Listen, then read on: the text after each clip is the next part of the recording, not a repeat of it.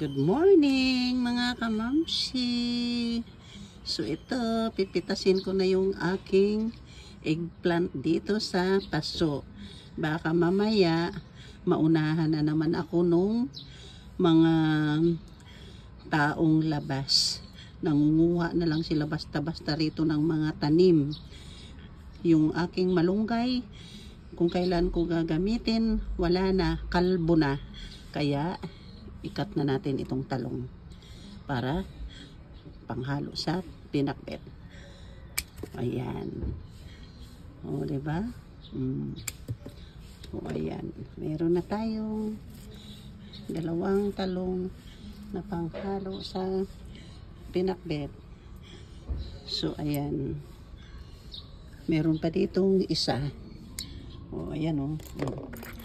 O, ayan o. Malaki na. Ayan. Oh, di ba? Ayan oh. Yan. Para may panghalo tayo sa pinakbet. Kaya baka mamaya maunahan tayo ng iba. Ayan. So, ayan. Oh, meron na akong tatlong panghalo sa pinakbet.